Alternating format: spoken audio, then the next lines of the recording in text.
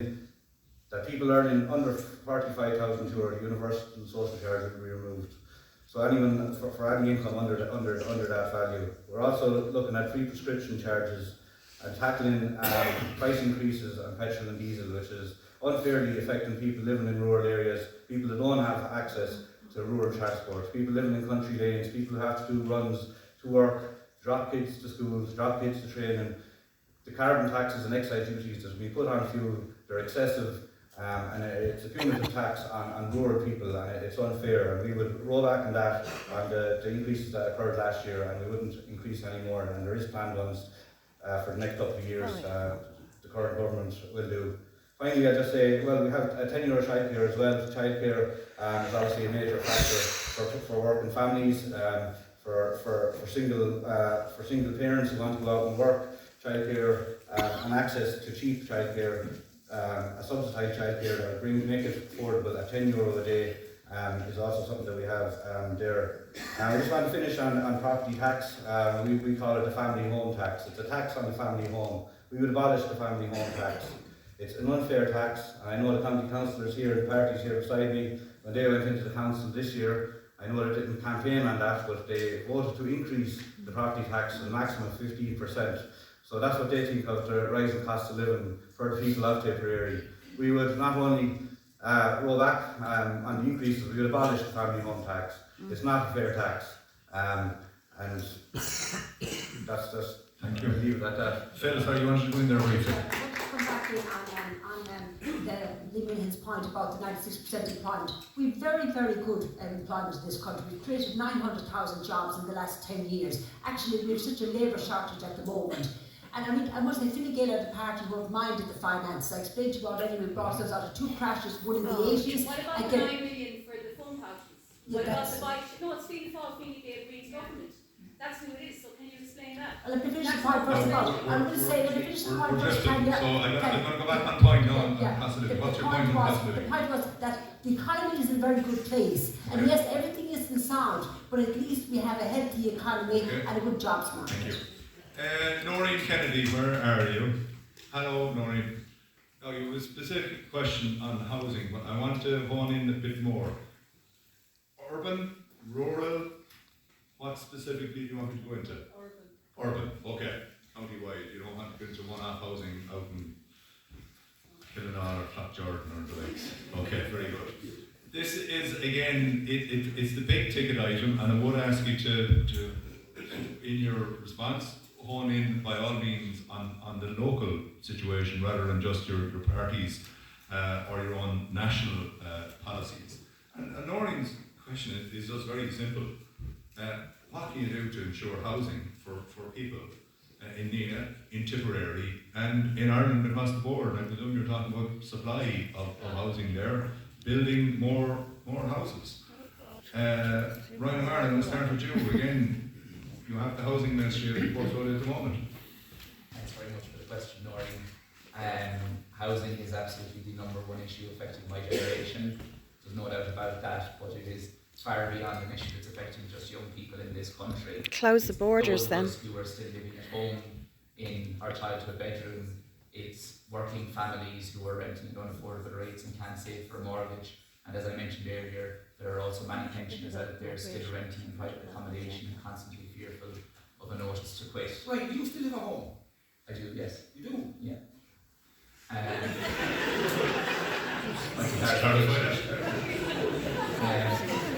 My view, 3 points I would like to make. Number one, there's an affordable housing scheme already available through the Department of Housing, and it has worked fairly well in our cities, but it has not worked in rural towns yet. The County Council have tried in Tipperary on a number of occasions to get them working in Clonmel, and it's just starting now. But we need to get affordable housing schemes into Nenagh, Thurles, Rossgrave, and any major town really, or larger town in rural Ireland. We have to get a scheme that works for that, to bring in houses at below the market price for either rental or purchase. I also want to touch briefly on rural planning because I do think that's important, but just to say that I believe that if you're from a rural community, you should be able to build in a rural community within certain limitations, of course. It's not free for all either, but I think if you're taking over a family farm, you should have the right to build on that farm. But similarly, if your sibling is taking over the farm and you grew up there, you should still be able to get a site and build there once you're meeting certain building regulations. The Creek Onagh grant scheme has worked very well in terms of bringing vacant and derelict properties back into use. There's still a lot more to be done. We want to increase that grant by another 10,000, and we also, in our manifesto, want to introduce a €100,000 grant for above shop properties. And if you walk down the main street of Nenagh, you would see how useful that would be. If you walk down the main street of Ersakane, you would certainly see how useful that would be. Nenagh, Ballina, Newport, Thurles, Templemore, Roscrea, that would be an amazing grant. There are some steps, they're not all a solution. The final solution is, in my view, we need 10,000 social houses a year, we need 12,000 affordable houses a year built. We will do that under our commitments under the manifesto. We're building about 40,000 houses a year at the moment. That needs to get up to 60,000. So it's a mixture, in my view, of state intervention through the Land Development Agency and our county councils, but also continuing to find ways for the private sector to build more houses too. Thank you. Jim Ryan. Well said.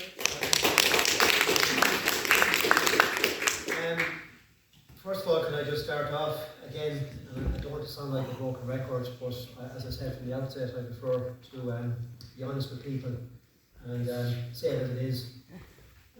Last Friday morning, my hometown of Thurles woke up to the dreadful news that a homeless individual, a homeless man in our town, had died, frozen to death that morning or that night. He had nowhere to go. Another death of a homeless person in this country at the hands Disgraceful. Disgraceful. at the hands of one of the worst housing ministers this country has ever seen. Shocking.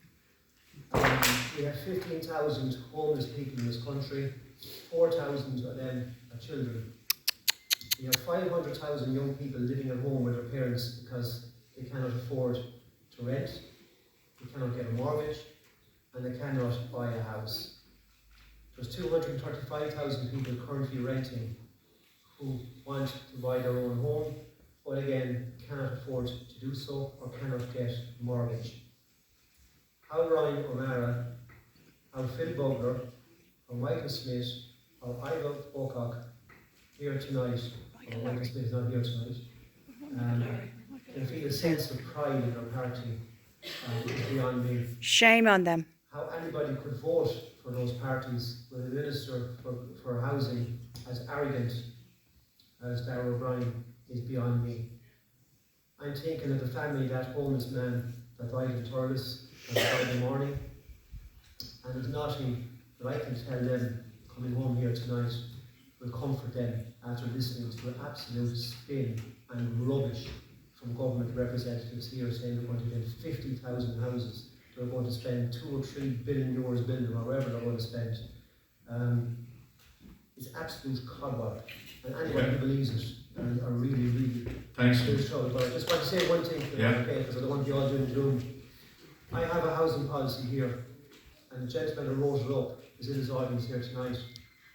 And I have to say it is one of the most common sense housing policies that I've read since I became a politician 25 years ago.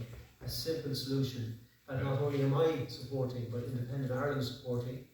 Government TVs have seen this policy and have supported it, but of course Darragh O'Brien said no, it's my way or no way. Okay. This solution that I have here, I give it out to every house as I canvass. One of the best solutions for young people and anybody out there that wants to get a mortgage or wants to get their own house. We need to think outside the book. We need to get people that are experiencing Jim, I need to move on. I need to be fair to other people. It's very important. I need to be fair to other people. It's a crisis. But I just think we need people that have experienced what young people in this country are going through, my children are going to go through, making decisions for them. Not the Jim, I need to be fair to other people and not have one person take all the time. Okay, thank you. I appreciate that. Thank you. Ivo Pocock, give us your view on the housing crisis, please. The housing crisis is the result of years of lack of investment in building, in particular by Fine Gael in government, and this idea that the market was going to deliver. I mean, I take absolutely no pride in the situation that we have at the moment in the homelessness. I'm not going to attempt to defend the homelessness figures. I think it's absolutely appalling. What I would say is that the Green Party are the ones who pushed for and introduced the Pre-Conagh scheme, and the vacant and derelict grant of 50 and 70,000, and I think that there's something like up to 400 households or buildings in Tipperary have now been brought back into use because of that scheme. What we would do is we would streamline it, we would make it easier to draw down and make the payments more realistic for people so that they could draw down the money as they are renovating buildings. The other thing that we have introduced, and all the parties now are, I guarantee you, when there's a cost rental housing development open now around the country, our government partners are there because they are an extremely good idea. Cost rental housing, legislated for under the Affordable Housing Act 2021, a new form of housing, very standard across Europe.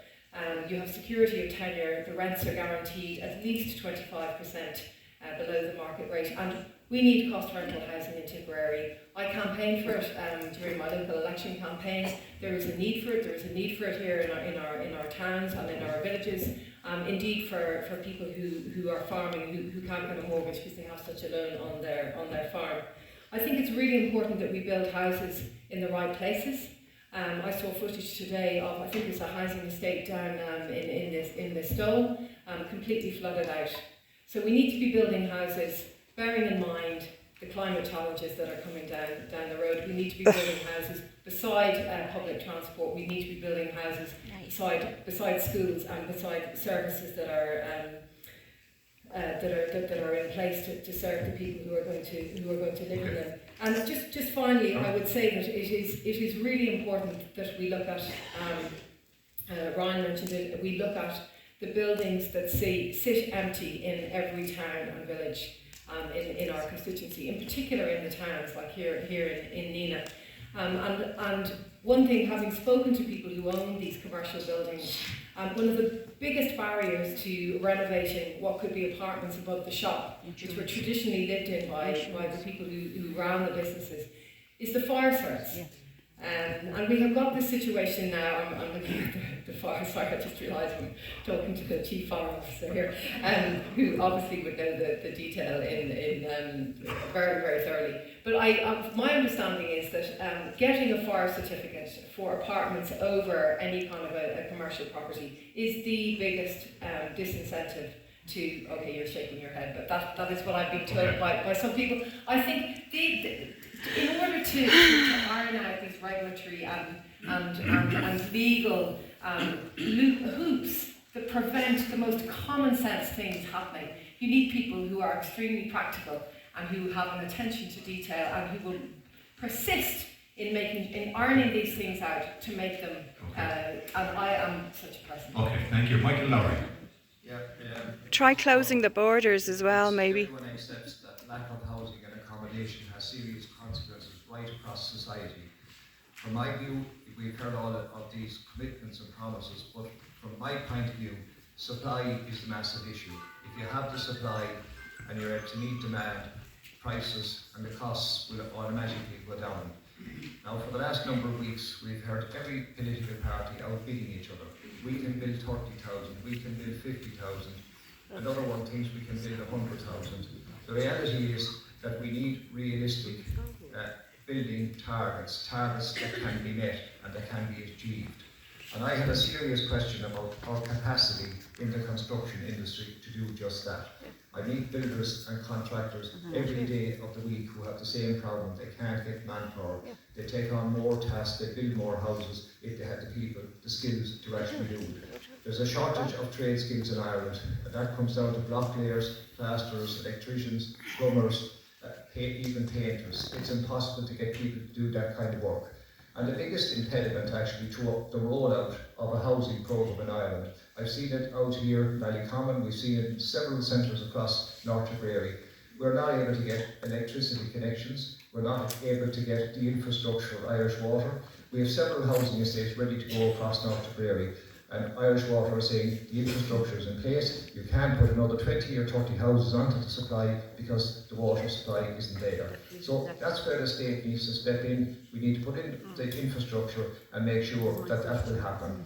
The last point I make is, it has been referred to by Ryan, the planning and development that went through the door. I voted against that bill, and the reason I voted against the bill was that the bill has good points in it, in that it eliminates spurious objections and it also expedites the planning process. But what the bill does is allows councils, it actually instructs councils, it doesn't give them the flexibility to do anything other than develop housing around urban centres. The one-off house in rural Ireland for farmer sons and that, you're seeing the death knell of it in this bill, and that's the reason I vote against it. Young people living in rural Ireland should be able to build on their own land. And many of them will stay. If we don't allow them to build, we're going to have depopulation, and that will have consequences for the way we live in rural Ireland. Justin, your solution to the housing supply issue? I don't think I have the solution for you now. Okay, good answer. Straight up. I don't think Fine Gael or Fianna Fáil have to have the solution either, to be honest, because I actually don't think it's possible to build 50,000 or 40,000 new homes a year. Clearly there's a lack of tradesmen, as Michael has related to, plumbers, plasterers, bricklayers and everything else, you know. I think the issue, Fionn, where we have people, farmers living in rural Ireland who are being refused planning permission to build a house on their own land, to give their own family a home, is, I don't know where this is coming from, but it's crazy, you know. And the same people in Tipperary County Council are prosecuting people for building like log cabins and stuff on their own land, you know, and taking themselves out of the housing situation, you know. I also think maybe if we could maybe send back the 100,000 Ukrainians that came into the country in the last 2 years, we'd probably free up some houses too, and others aside from the Ukrainians, you know. Thank you. The system that Jim was talking about, Fionn, where we have a state-backed, basically you go to the state back give you a mortgage and you pay the state back, you know, and if you falter, it's up to the state to pick up the bill. They still have their house, the house is not going to be yours, you know. I think that's a good idea, really. Okay. And we have to come back to, I don't know if this is such a thing down the country, but clearly it's a thing in Dublin when apartments and houses are being built, you know, there's speculators and stuff, people making loads of money, you know, a lot more than what the cost of actual bricks and mortar are, you know. There's money being made on other stuff. Thank you. It's Liam. unnecessary. In 2010, there was houses falling down around the country because we couldn't finish them, and there was no one to move in and live in. Now we have a situation where we have a shortage of houses, and we didn't have an awful lot of babies in the meantime. So something went wrong that upset the demand. Right? Yeah, but something did go wrong that upset the demand. As well as that, a person who comes into the country can earn enough to buy a house in Moldova or Ukraine or right? A £40,000 house. Whereas an Irish person competing with that person in labour has to come up to 250,000 for a house. So there's a little bit of an unfairness in that. And we need to come around and start thinking, what are we going to do to make Irish companies, why are Irish children at 23 years of age when they finish college immigrate? Because they can't get on the housing ladder. Whereas a person coming in to do the work that they should be doing can buy a house in Romania, can buy a house in Moldova, can buy a house in Ukraine. We need to start being serious about what we're doing with our own children. Okay. We need to get Peter Madden on the housing supply issue.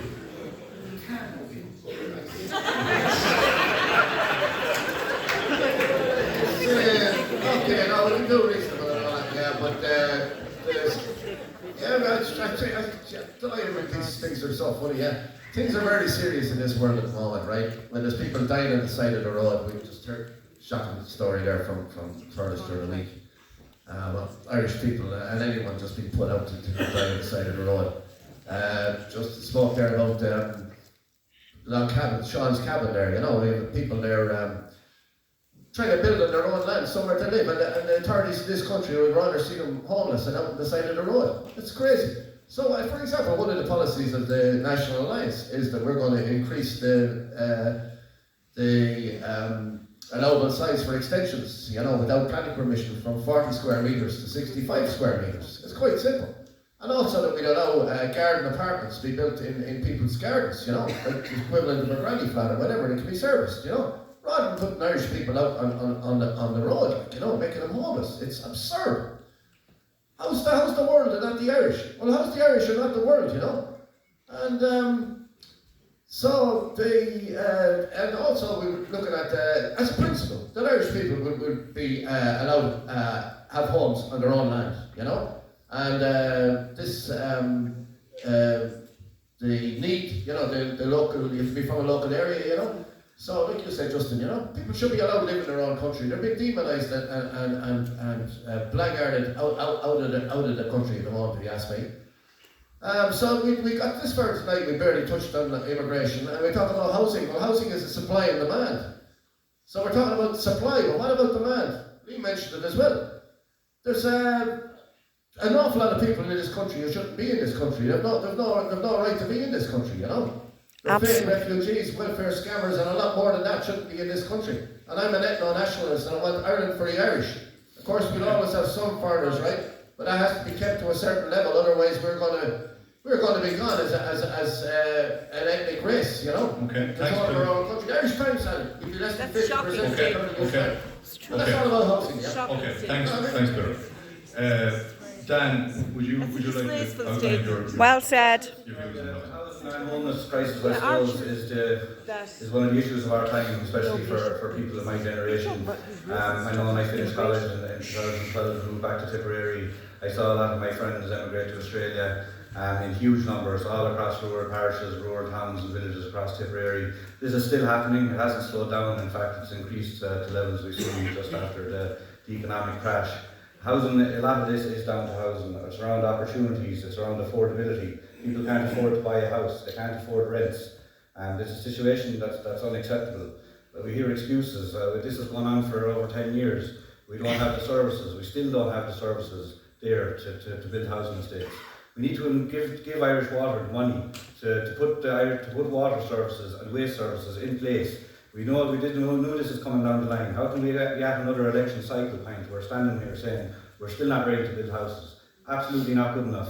I know the Irish Building Federation reckons that we do have capacity to build an awful lot of houses above of what we're building now at the moment. The Irish government have had their targets have been too low in terms of public housing and in terms of overall housing and affordable housing and to rent housing over the last number of years. Each year they fail to reach the targets that are too low. Your own housing commission has went away and said that we need a step change in how we deliver housing in this country if we're to meet demand. It's not about can we, it's we have to. The population is here, our young people are leaving because the housing isn't there. They can't afford to buy a house, they can't afford to rent, they can't stay at home living with their parents forever.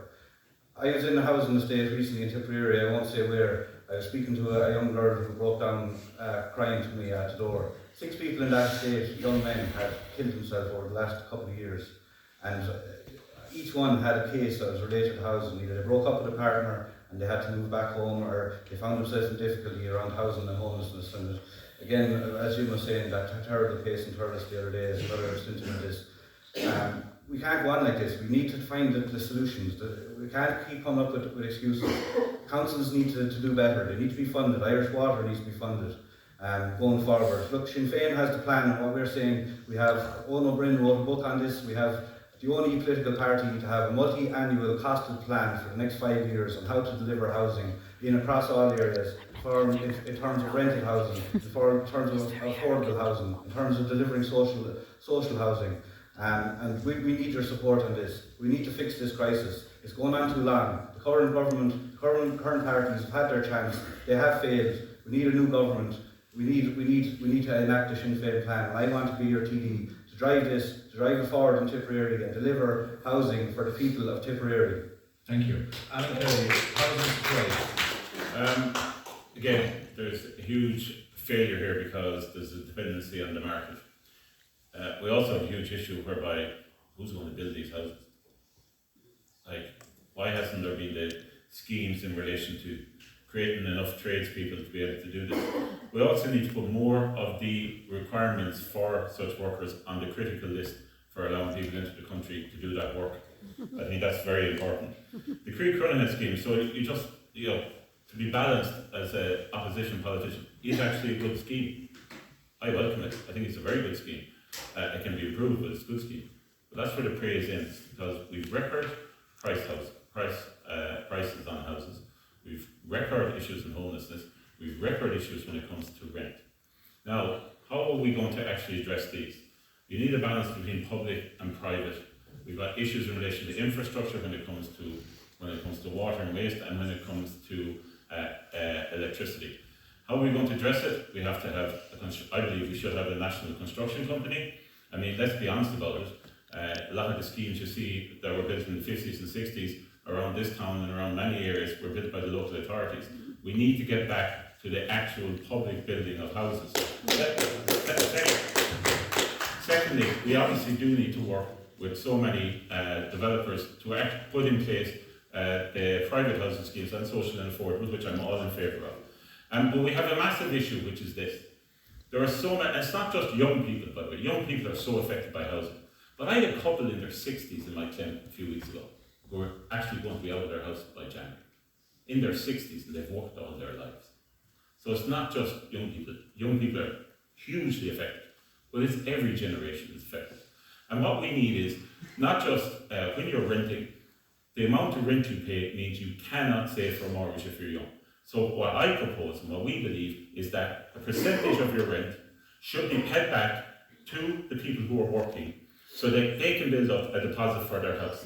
And also, when it comes to actually saving schemes, that there should be saving schemes which is contributed by the state in order to save for a deposit for your house. Finally, you asked a very specific question in relation to Nenagh. I'm working very hard in relation to getting more houses built here in Nenagh, and I believe we will get there in the very near future. I believe there will be some good news coming to this town in the near future in relation to housing, and we need it because of all the pressures that are on it, but also for the following reason. A lot of companies are looking to move to Nenagh. Nenagh is economically very successful, and a number of companies are looking to move here.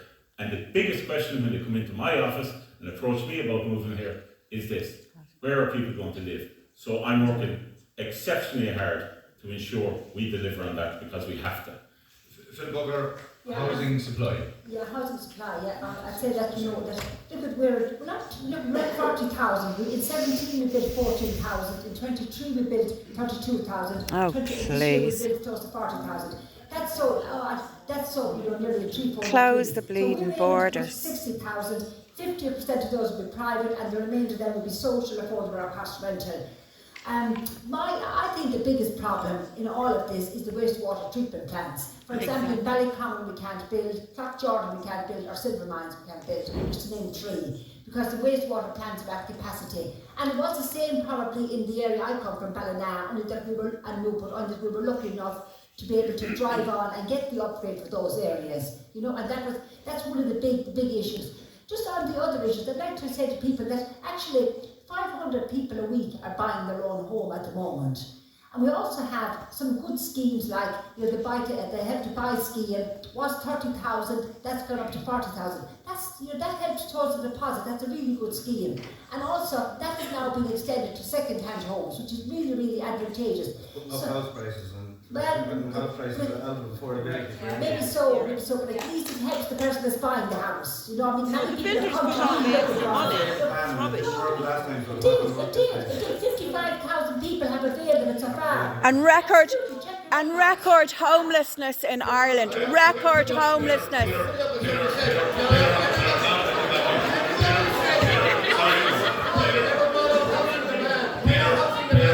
Allow him to speak. He's just saying what everybody else is thinking.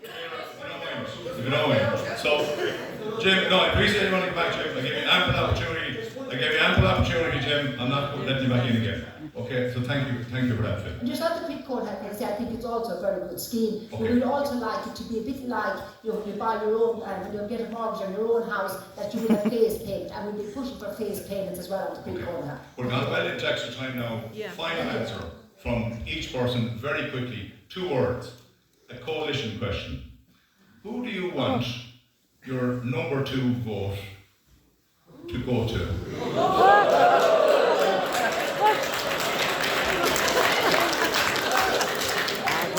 The number 1 vote goes to you, obviously, unless you're like Tom McAllister and Don Kerry, P.D. Ray's number 2s. So that situation. So, any recommendation? You can say nobody.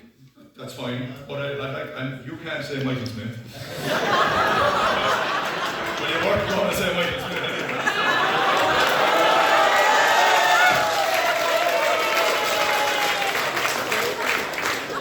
Right, I'll start at the far end. Justin, very quickly. Thank you. And number 2 goes to? Do I have to say? You don't? No, I say nobody. That's Say it anyway. I'd rather. Okay, that's fine. Peter? Justin Field. Woo! Okay. Jim? I'll give it to Liam. Okay, Liam? You go back again. That's Andy. Michael Lowry. I don't ever say who I give. I don't instruct. Ah. I ask them vote number 1 for me to give them number 2 to whoever they wish. Okay. Peter Madden. Well, I'd be asking for Trevor Barry, obviously, our Kilkenny-based candidate. Yeah, I know. And beyond that, I ask people to vote left. We need to change the government this time around. Okay, so vote left there. Phil? Yeah, I think I'd leave it to people to judge themselves whether they want to vote. Okay. Ryan, your number 2 vote goes to? As I said in my opening statement, Yes, it is. your number 2 preference for Michael. And your number 3 then you'd like to see go to where? Your next highest available preference. Iva? The person who you think is going to make Ireland a fair society. Peter Madden. People of same mind as myself, moderate left to centre, moderate left to centre candidates, but I do believe whatever way you vote, everybody should vote, and it's important that we encourage everybody to vote. Okay.